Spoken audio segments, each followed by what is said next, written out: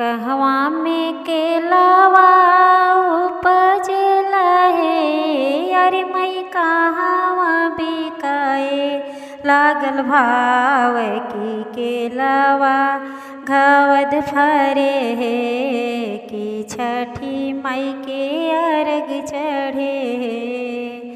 हाजीपुर में केलावा उपजेला हे, अरे मई सहरे सहरे बिके लागल भाव की केलावा घवद फरे हे, कि छठी मई के अर्घ चढ़े हे। कहवा में कलशोप बनेला हे, अरे मई कहवा बिकाए लागल भाव कलशोपावा जोड़े जोड़े हे, कि छठी मई के अर्घ चढ़े हे। पटना में कलशोप बनेला हे, अरे मई सहरे सहरे बिके लागल भाव कलशोपावा जोड़े जोड़े हे, कि छठी मई के अर्घ चढ़े हे।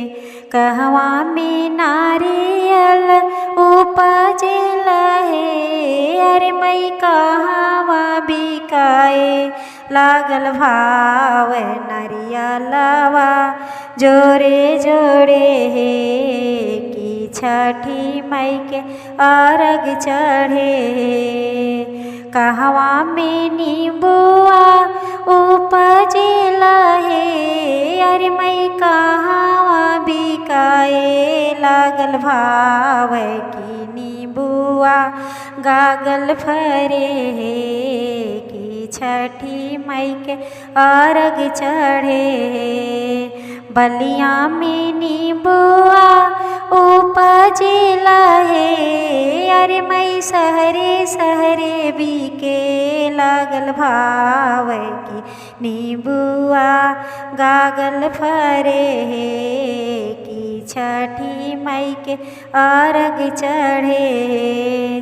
कहवा में गेहुआ उपजेला हे, अरे मई कहवा में गेहुआ पिसाए की पिहुआ के पिसना बने हे, कि पिसना के ठेकुआ बने हे, कि छठी मई के अर्घ चढ़े हे।